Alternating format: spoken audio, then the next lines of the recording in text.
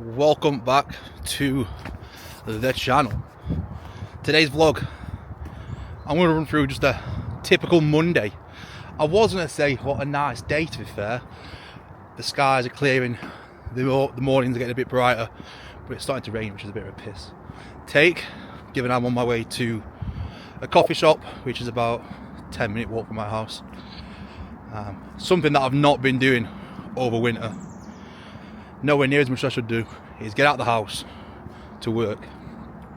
Definitely had a bit of SAD in the mix, and I know I won't be alone in that because it's fucking UK.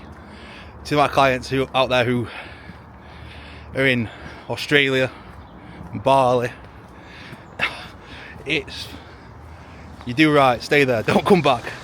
I need to get out of the house for more social occasions, especially for working. I mean, not social occasions, I do plenty of that at the weekend, but for working, those same four walls can drive you insane. I don't like staying in the house in summer, so whose idea was staying in that fucking house in winter? I'm not sure, but I've got this just about 5 minutes walk from my house. You guys have seen it plenty of times. Lovely canal. I walk down here pretty much most mornings. I always like to get out in the morning, 4 or 5k steps before I have my breakfast. We are now starting to see brighter mornings, and if you're much like me, who like an early morning walk, that is bliss, because there is nothing fun about going out when it's dark. You just don't get the same benefits from it. Obviously there's all the circadian rhythm. Watch plenty of Andrew Huberman telling you should get out and get sunlight in your eyes, and it's very, very true. You can use sad lamps, but it does not mimic what fucking genuine sunlight does for you. This morning I've totaled up about 3,000 steps. I did 20 minutes on the bike. I've had my breakfast, which was an egg and bacon bagel. Same I have every morning, and then I go to work, which today is out the fucking house. Now how cool is this? It's like something out of COD 4. I'm trying to think the map. About a 3-hour block of work that I'm going to do here. I am training with a client, Ryan, later. We're going to train push, put him through his paces on that. He's about 4 weeks out from when he goes away on holiday, so he's dieting hard. He dropped a solid amount last week and he knew about it. That's one thing. If you're pushing hard, you should know about it. You'll feel fatigued, you'll feel like you're a bit drained of energy. That's totally fucking normal, so get used to it. Just because you're not dying doesn't mean you're not losing weight, but it's a pretty fucking good indicator that things are moving if you feel a bit energy deficient, a bit fucked by the end of the day. So yeah, right, we'll see you in the coffee shop. Got a black Americano. Keeping it nice and tight for the diet. Brunch menu as well. Jesus Christ. But yeah, the hot drinks, the liquid calories, fellas, keep them out of your diet, especially if you're dieting. They have no purpose for it. They're just full of sugar for starters. But yeah, work block. I'll catch you in a bit. Yeah, piggy. Come on. I've got my shoes on. Kim's favourite. Is it carrot cake? It is carrot cake. It is the kind of healthy carrot cake. Yeah, right. Okay, not at all healthy. Kim is probably on more calories than me right now. Back into the cut and she's still bulking. So the majority of this will be for her. It does look pretty banging. Purse, what do you reckon? Should we try it?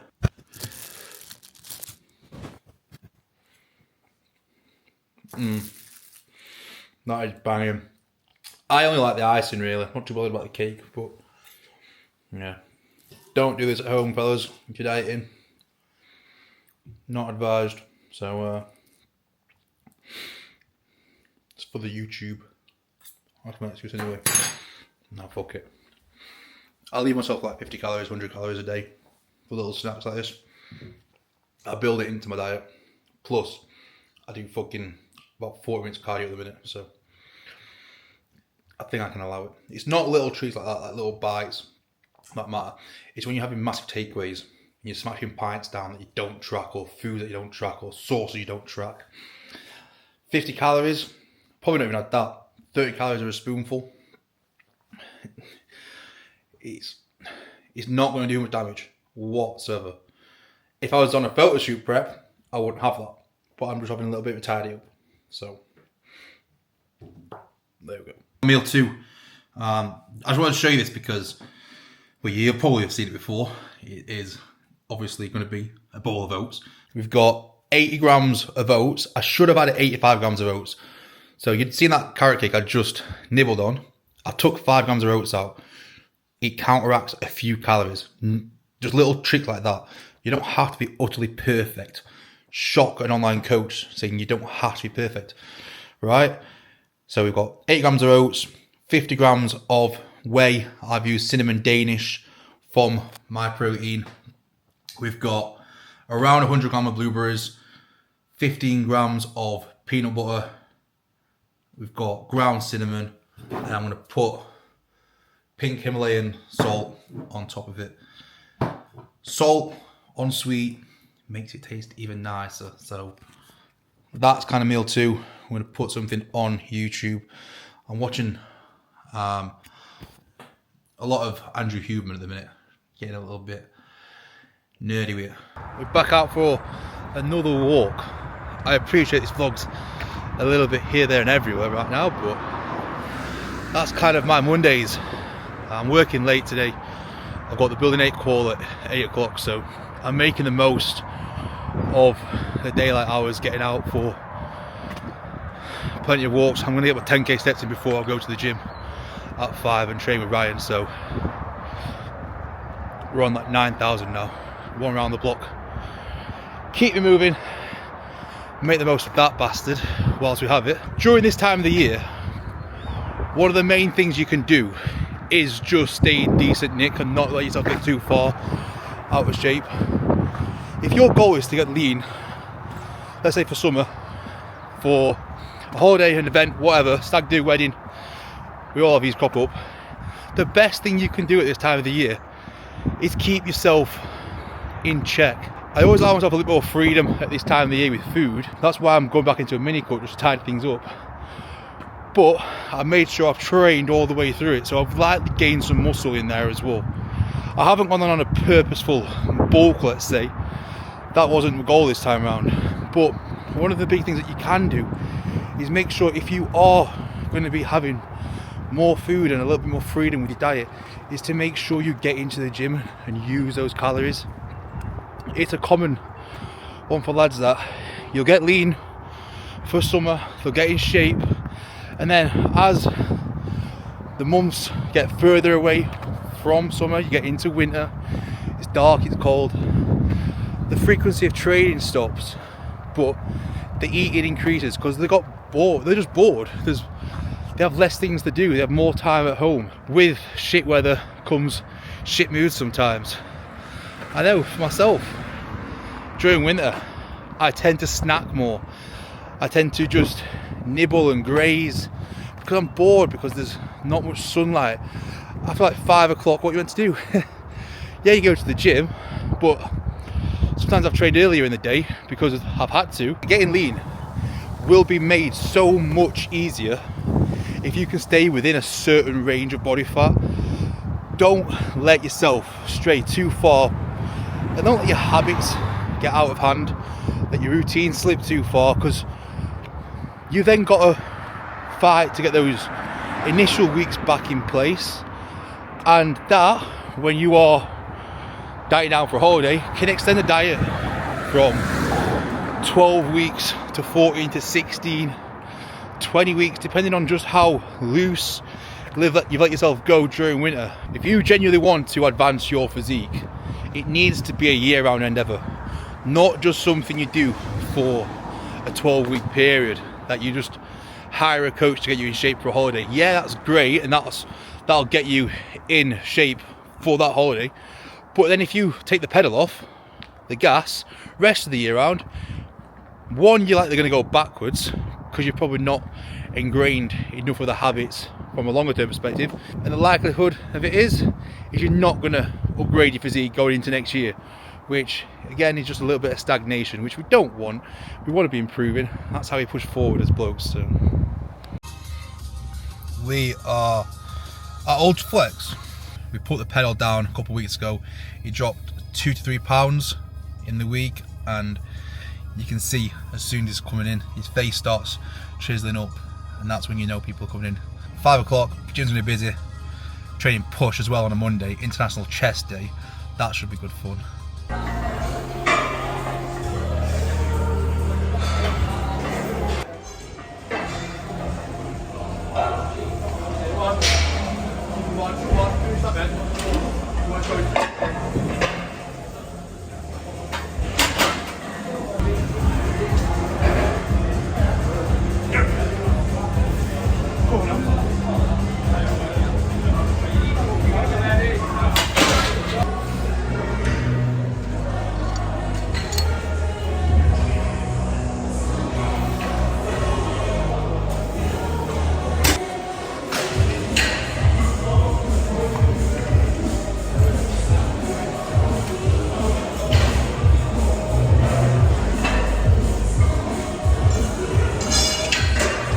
So fellas, let's talk all about 6 months of sobriety and some of the lessons that I learned along the way. It was a long 6 months, but a very productive and useful 6 months that I'm massively glad I did.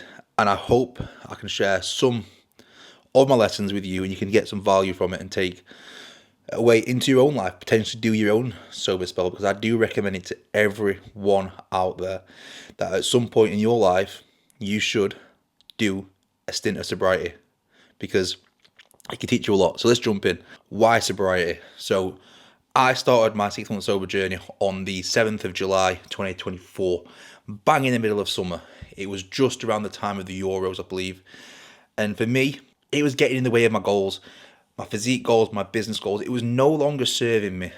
I was finding myself having a few drinks, then it ended up being a little bit heavier than that. And you'd have a hangover, and that had lasted a few days. You weren't quite as productive, you weren't quite as clear, sharp, clarity with your goals, with your vision. Tasks would get put to the next day.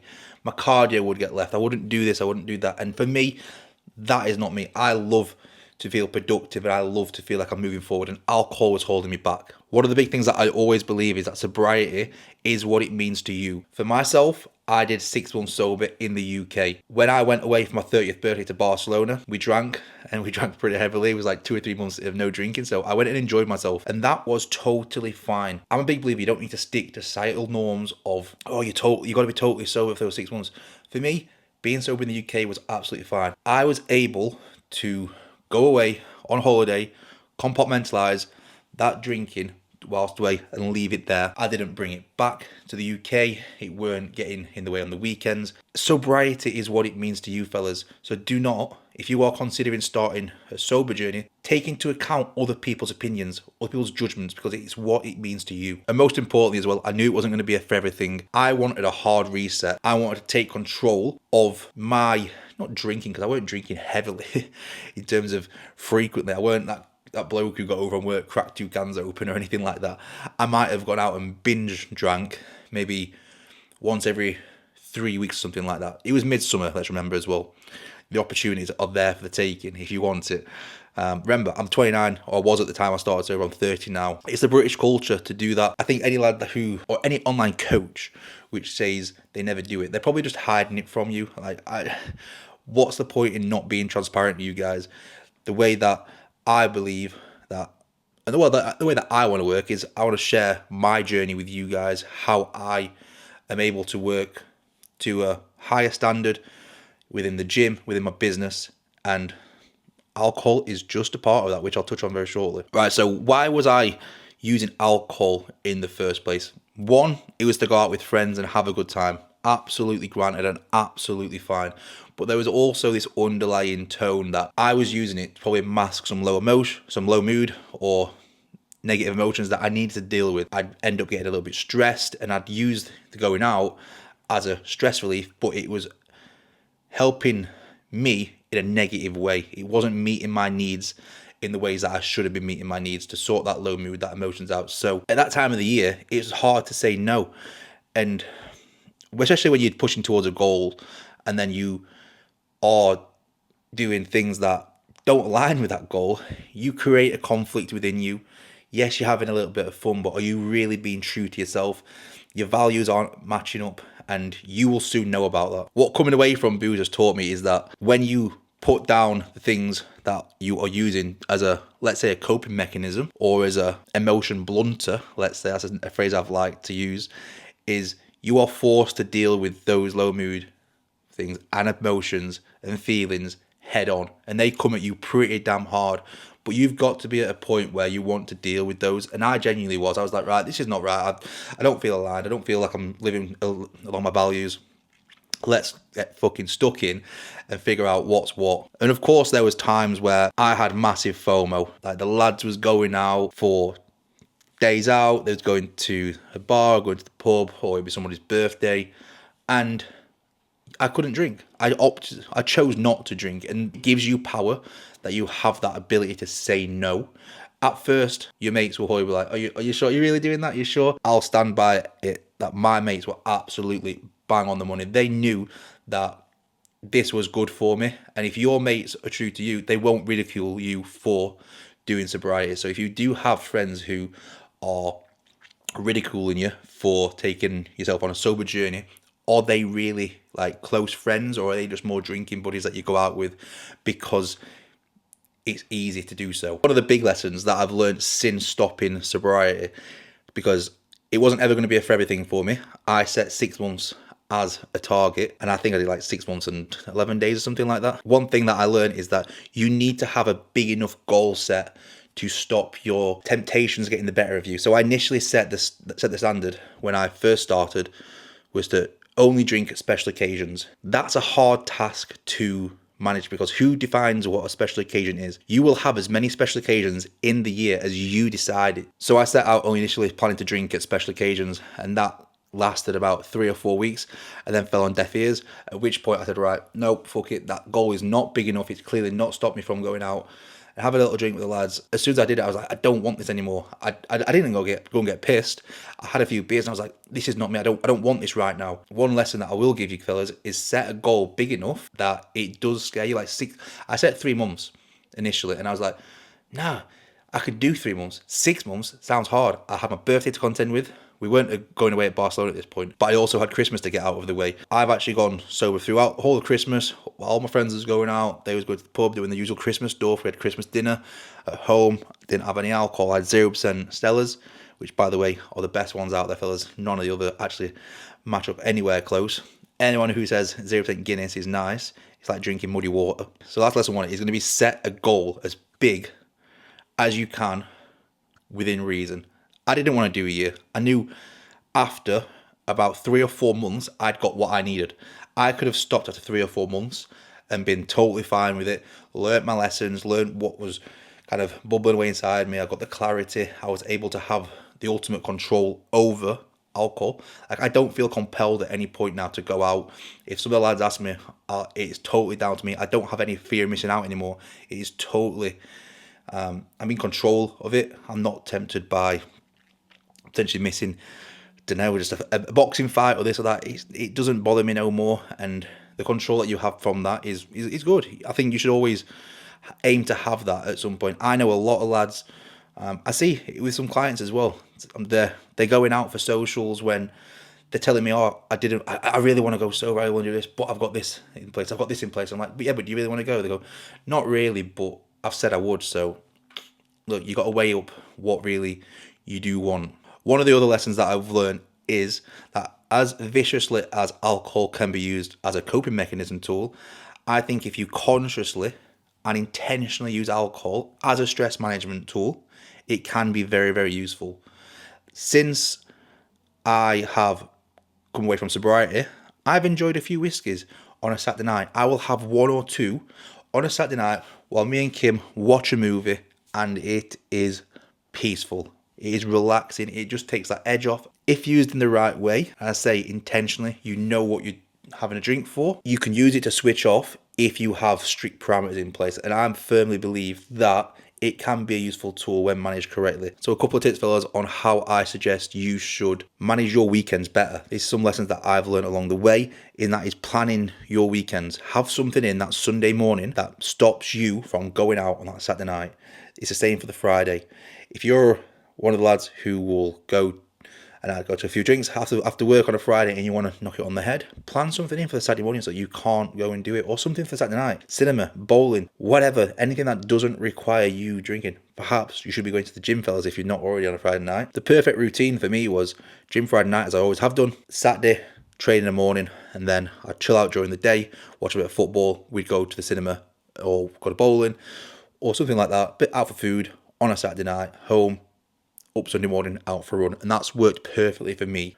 And one of the important things to understand is that it's not forever. You are doing this for a certain period of time. And if you can't stick to a goal you've set, do you really have self-control, discipline over yourself and over your mind? One of the biggest things you will see is clarity of what your goals are, what you want from life, what your values are. You know that period around 3 to 4 weeks after you've had a drink and you get clear mind, the clarity is back, really good feeling. Like the quality of life you get from not boozing for 3 or 4 weeks compared to maybe going out every 1 to 2 weeks, having a drink, slowing yourself down is high. So on to the final section of sobriety as a tool for personal growth, fellas.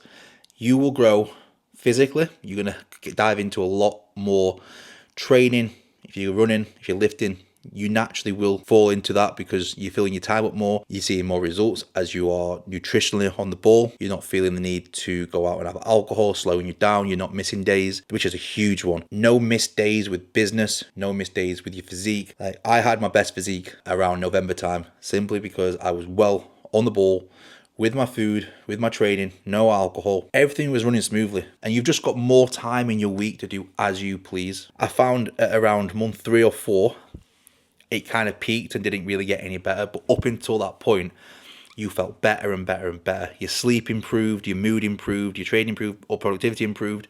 So it's a gentle climb up for sure, depending on how heavy, obviously, you're drinking. For me, it weren't too bad because I'd done many times where I've not drank, but I hadn't really ever called it a sobriety period.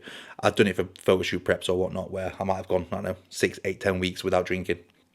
But this time I'd actually noticed the effects as I'd really pointed it out. I was aware to it, and it was an awesome level of clarity. So there's definitely a happy medium with it, where you could have a certain amount of time and you abstain from alcohol. You go out, have a bit of a blowout, because I think as well, from a stress management standpoint, from an enjoyment standpoint, alcohol has its place. I won't be abstaining from alcohol for any longer. Since I have broken my sobriety, me and Kim went out once, and I'm absolutely fine with that. I've had a few, maybe 1 or 2 glasses of whiskey on a Saturday night once, and I don't feel the need to have any more. I'm sure in summer there'll be times where we enjoy it, we do, but business comes first, physique comes first at all times now. Another thing is that I've also found better ways of managing my stress that was cropping up. I have been journaling ever since I started my sobriety journey. I have been meditating as a stress management tool. When I get down to doing it, if I'm being busy here and there, it is a great tool. I should definitely do it more. My only problem is I tend to meditate and I'll end up falling asleep halfway through it. I like to lay on the bed, put YouTube on for meditation. You end up waking up about an hour later, but you feel really refreshed. So maybe useful at a weekend. A final note, fellas, is that you feel proud of yourself for having the discipline to do what other people won't do again. A lot of lads won't do 6 months of sobriety. It's far too long for them. They can't withstand the societal pressures, the internal pressures of feeling like they're missing out, feeling like you're part of a crowd, because you do miss that. We as blokes, you like to be around other lads, and I definitely lost that aspect. I still saw my friends, but not as much, and you don't get that connection when you're fully sober. You know what you mean? When you have a few drinks, it's like a good lad environment, you have a good crack, and I definitely missed that, so looking forward to getting that back as well. All in all, that being said, I am much more confident now in myself at integrating alcohol in situations, saying no when at times I'd have probably gone, oh yeah, we'll go for a pint or two, and it just clouds that judgment, and you lose a little bit of discipline. Because a couple of pints, oh, I'll eat this, I'll eat that. And for me, it just weren't serving me whatsoever any longer. If you're thinking to do a sober journey, I highly recommend it. Sobriety in the UK is a perfect one because you can go away on holiday, wherever you go, away from your home, away from your general town that you live in, and you can leave the alcohol there, come back, crack back on with business and productivity. If you do have any questions around sobriety, I actually use the I Am Sober app as well. That was a great tool just to keep you on track daily. It gives you a reminder in the morning, you do a review in the evening, and it just tallies up each day, and you do not want to break that streak, I tell you now. So yeah, I will wrap that one up. If you've enjoyed the video, please comment, subscribe, all that jazz, and I will catch you in the next one.